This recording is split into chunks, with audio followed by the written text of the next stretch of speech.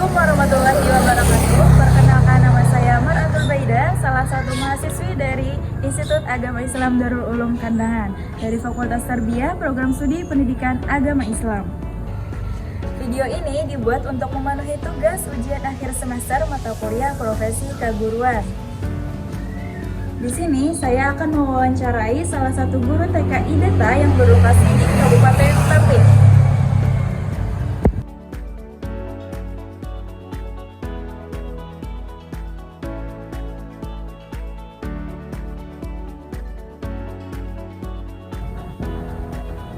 Assalamualaikum Ibu. Waalaikumsalam. Mari silahkan duduk. Terima kasih Ibu. Sebelumnya mohon maaf Ibu mengganggu waktunya. Di sini saya ingin mewawancarai Ibu, apakah Ibu bersedia? Ya boleh. Ya, terima kasih Ibu. Sebelumnya siapa nama Ibu? Saya Rehanna Zilfa. Bagaimana riwayat pendidikan Ibu? Untuk riwayat pendidikan saya pernah bersekolah di MTS Tapin. Kemudian saya juga bersekolah di Madrasah Aliyah Negeri 1 Tapin, dan sekarang saya sudah menjalani kuliah di Institut Agama Islam Darul Kandangan semester 3. Alhamdulillah. Apa nih yang memotivasi Ibu memilih profesi sebagai guru? Untuk itu awalnya nih saya tidak terpikirkan untuk melanjutkan, tapi ada lowongan pekerjaan yang ditawarkan oleh keluarga saya. Kemudian saya karena terus duit, jadi mencoba-coba untuk mencari pekerjaan. Saya pikirkan untuk masuk ke TK IDETA. Alhamdulillah diterima mengajar di kelas kecil. Nah, karena makin hari makin lama tuh rasa nyaman mengajar di sini karena anak-anaknya pintar, polos, jadi tidak membuat kita tertekan itu. Jadi itu memotivasi saya untuk membuat mereka itu supaya nantinya bisa berkembang lagi ya. Ya, Masya Allah ya. Terus mungkin nilai atau prinsip apa nih yang Ibu pegang dalam menjalani profesi ini? Dalam menjalani profesi seorang guru TK nih ya, perlunya kesabaran sih dan keikhlasan hati, karena kita harus tulus dulu untuk mengajar di TK ini, niatnya untuk mendidik anak-anak dengan baik. Nah, karena gaji TK ini sangat kecil lah, kecil sekali, di bawah 500-an. Nah, jadi kita harus ikhlas dulu supaya kita tetap semangat mengajarnya. Nah, harus sabar karena kita harus menghadapi berbagai karakter siswanya nih. Ada yang ya begitulah macam-macam karakternya. Jadi perlu sabar sekali untuk jadi Kesabaran ya. Terus bagaimana nih Ibu mempersiapkan pembelajaran sebelum masuk kelas? Untuk pembelajaran yang disiapkan saya itu membuat PPTH. Nah, kemudian menyediakan media ajarnya sebelum mengajarkan kepada anak didik. Hari sebelumnya saya sudah siapkan. Jadi itu jadi Terus metode pembelajaran apa nih yang paling sering Ibu gunakan dalam mengajar? karena ini mengajar anak TK kan ya, jadi saya lebih banyak menekankan ke pembelajaran yang bermain sambil belajar. Terus ada bernyanyi, kemudian tanya jawab, berdiskusi, dan juga praktek langsung. Nah, itu lebih memahamkan dirinya, jadi karena dengan contoh nyata. Terus bagaimana nih Ibu menyesuaikan pembelajaran dengan kemampuan siswa yang beragam? Itu saya memahami karakter setiap siswa kan berbeda-beda, ada yang memahami, ada yang tidak memahami. Nah, sistem ini saya lebih saya mencari keseluruhan, kemudian saya bantu lagi. Kemudian untuk yang sudah bisa itu saya kasih tantangan yang lebih sulit lagi supaya dia semakin semangat belajar ya. Media atau alat bantu apa nih yang biasanya Ibu gunakan dalam mengajar? Media saya biasa menggunakan angka dan huruf ataupun gambar-gambar atau peraga sederhana. Nah, Kami juga di sini ada dikasih smartboard namanya dari Prabowo. Itu jadi sekali biasa kami gunakan untuk video cipta nabi misalnya, atau juga lagu-lagu untuk pengajaran sesuai temanya, sesuai perkembangan anak juga. Baik. Terus bagaimana nih cara ibu melakukan penilaian terhadap hasil belajar siswa? Untuk penilaian, saya melihat langsung dari kegiatan anak bermain dan belajar. Saya melihat dari bagaimana dia memahami materi, terus bagaimana sikapnya dan keterampilannya. Nah, saya juga melihat dari karyanya, dari gambarnya, warnanya, kemudian dari tugas-tugas sederhana lainnya. Selanjutnya, bagaimana nih ibu memotivasi siswa yang kurang semangat dalam belajarnya? Untuk siswa yang kurang semangat belajar itu saya memberikan perhatian yang lebih personal. Saya ajak berbicara, kemudian saya berikan pujian-pujian untuk menghargai dia, kemudian melakukan permainan edukatif. Terus saya buat nih aktivitas yang seru dan juga membosankan supaya untuk belajar supaya dia tidak merasa membosankan. Terus apa pendekatan ibu dalam menangani siswa yang memiliki masalah dalam kedisiplinannya? Untuk masalah kedisiplinan itu, kami sudah membuat kesepakatan bersama antara saya dengan anak-anak bahwa kesepakatan ini tidak boleh itu selalu diingatkan pagi sebelum berbuka.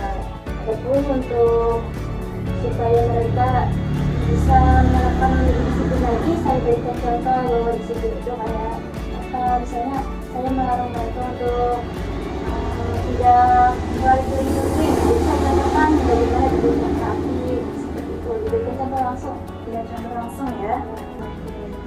Terus apa bentuk pengembangan diri yang ibu lakukan sebagai guru? Untuk itu saya biasa berdiskusi dengan para guru senior yang ada di sini, meminta saran masukannya. Terus juga saya melakukan pengaduan atau KKG dari kelompok kerja guru. Kemudian saya juga membaca buku atau artikel tentang pendidikan anak usia dini. Selanjutnya, menurut ibu, apa kunci utama menjadi guru profesional di era sekarang nih? Menurut saya yang kunci utamanya itu kita harus beradaptasi dengan perubahan zaman ini, karena kan teknologi semakin canggih. Nah, kita sebagai guru harus tetap terus belajar, harus kreatif lagi nih bagaimana membuat teknologi itu supaya bermanfaat untuk pendidikan. Nah, terus juga harus keteladanan lah pastinya, dan jangan kita kan dulu sebagai kita. Selanjutnya, bagaimana ibu menciptakan suasana belajar yang positif dan menyenangkan? Untuk menciptakan suasana menyenangkan, saya biasanya menyambut dengan hangat setiap harinya dengan senyuman ceria utamanya, karena kan mengajar anak kecil kita tidak boleh sedih-sedih. Nah, kalau ada masalah di rumah tidak tinggalkan lagi, jadi di sekolah kita harus positif juga kepada anak didik kita. Nah, jadi sebelum belajar juga harus ada permainan, nah sebelum juga ada itu supaya lebih menyenangkan lagi, dia tidak bosan. Bagus ya. Baik, seterusnya bagaimana nih ibu memahami dan menerapkan kode etik guru dalam keseharian? Jadi saya memahami kode etik guru itu sebagai pedoman dalam bersikap yang bertindak, baik di dalam maupun di luar kelas. Dalam kesehariannya saya berusaha untuk menerapkannya dengan menjaga tutur kata, bersikap sopan, sabar, dan adil kepada semua anak tanpa membeda-bedakan. Nah, jadi saya juga berusaha menjadi contoh yang baik nih, seperti datang tepat waktu, berpakaian yang rapi, dan bertanggung jawab. Saya mengutamakan kepentingan dan keselamatan anak-anak juga dalam setiap pembelajaran. Terus dalam kompetensi pedagogik nih, bagaimana ibu memastikan siswa benar-benar bisa memahami materi? Untuk memastikan siswa benar-benar memahami materi, saya tidak hanya menjelaskan, tetapi juga mengajak anak langsung mempraktikkan apa yang dipelajari. Nah, Saya sering mengulang materi dengan cara yang berbeda-beda, misalnya lewat bermain, bernyanyi, atau bercerita. Saya juga memperhatikan respon anak saat belajar, apakah mereka terlihat paham atau masih bingung. Jika masih ada yang belum paham, saya ulang lagi secara perlahan dan mendampingi anak satu persatu sampai mereka mengerti. Baik. Selanjutnya dalam kompetensi kepribadian nih, bagaimana Ibu menjaga sikap dan keteladanan di hadapan para siswa? Dalam kompetensi kepribadian, saya menjaga sikap dan keteladanan dengan mengontrol emosi dan bersikap dewasa di depan anak-anak. Saya kan masih remaja lagi, jadi tetap harus berusaha dewasa di depan anak-anak. Saya berusaha tidak mudah marah, tetap tenang saat menghadapi berbagai perilaku anak dan menyelesaikan masalah dengan cara yang baik. Saya juga berusaha untuk konsisten antara ucapan dan tindakan. Misalnya jika mengajarkan disiplin dan sopan santun, maka saya pun harus melakukannya lebih dulu. Jadi mereka bisa melihat apa yang saya lakukan. Seperti itu. Baik. Selanjutnya, menurut Ibu nih, apa tantangan terbesar dunia pendidikan di era global saat ini? Menurut saya tantangan terbesarnya yaitu pengaruh dari teknologi digital saat ini yang semakin pesat lah. Jadi anak-anak itu terbawa pengaruh dari handphone, khususnya yang negatif seperti kata-kata kasar dari teknologi yang dibawa ke sekolah.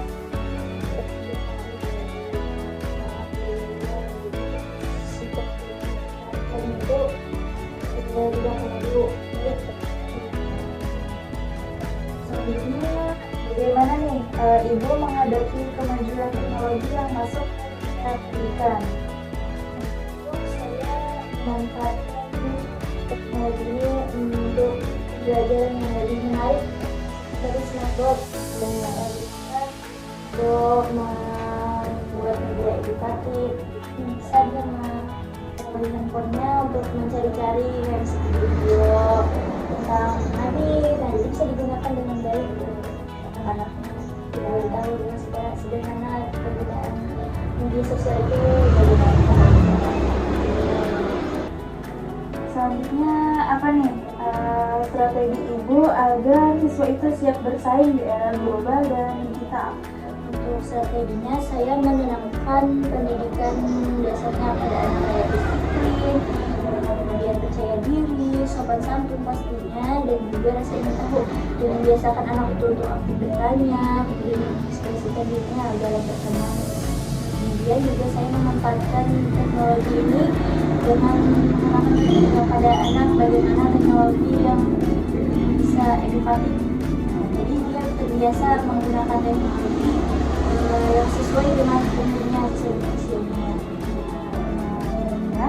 Selanjutnya, pengalaman mengajar apa nih yang paling berkesan bagi Ibu? Untuk pengalaman mengajar yang paling berkesan bagi saya yaitu melihat perkembangan anak dari hari ke harinya, karena itu yang membuat rasa kita berhasil membangga pada diri kita sendiri. Karena dari awal mereka yang biasanya masuk sekolah awal semester baru masih sering sama mama, diantar, nggak mau pisah sama mama. Nah jadi lama-kelamaan saat tiap bulan ada perkembangannya, yang ada lagi yang nangis, yang rewel, sudah hafal surah awalnya yang tidak hafal. Jadi rasa bangga dan itu. Ya. Selanjutnya, apa nih satu hal yang ingin Ibu tingkatkan dalam proses pembelajaran ke depan? Satu hal yang ingin saya tingkatkan ke depan dalam proses pembelajaran yaitu adalah kreativitas dalam membuat kegiatan dan media ajar. Saya ingin lebih banyak menghadirkan pembelajaran yang variatif dan menarik agar anak itu tidak mudah bosan. Selain itu, saya juga ingin meningkatkan kemampuan dalam memanfaatkan teknologi secara lebih maksimal lagi, sehingga proses belajar bisa semakin menyenangkan dan sesuai dengan perkembangan zaman. Baik. Selanjutnya, apa harapan Ibu nih untuk masa depan pendidikan di Indonesia? Jadi harapan saya untuk masa depan pendidikan di Indonesia adalah agar pendidikan semakin maju dan merata, baik dari segi fasilitas, kualitas guru, maupun akses belajar bagi semua anak. Saya juga berharap pendidikan itu tidak hanya fokus pada akademiknya, tetapi juga pada pembentukan karakter dan akhlak sejak usia dini. Selain itu, saya berharap kesejahteraan guru termasuk gaji dapat lebih diperhatikan dan ditingkatkan sehingga guru bisa lebih fokus, sejahtera, dan maksimal dalam menjalankan tugas mendidik generasi bangsa. Itu saja dari saya. Alhamdulillah Ibu, terima kasih banyak, kita sudah selesai wawancaranya. Dan saya sangat berterima kasih banyak juga kepada Ibu karena telah bersedia saya wawancarai. Terima kasih banyak juga Ibu sudah bersedia meluangkan waktunya untuk saya. Terima kasih juga sudah datang ke sini. Iya, sama-sama. Assalamualaikum Ibu. Salam. Berdasarkan hasil wawancara tadi, dapat disimpulkan bahwa guru TK memiliki peran yang sangat penting dalam membentuk karakter dan juga perkembangan anak sejak usia dini. Dengan berlandaskan keikhlasan, kesabaran, dan juga keteladanan, guru menerapkan pembelajaran yang menyenangkan dengan bermain, bernyanyi, dan juga praktik langsung. Guru juga dituntut untuk terus belajar, kreatif, dan mampu memanfaatkan teknologi secara bijak agar pembelajaran tetap menarik dan sesuai perkembangan zaman. Harapannya agar pembelajaran di Indonesia bisa semakin maju, berkarakter, dan juga kesejahteraan guru lebih diperhatikan.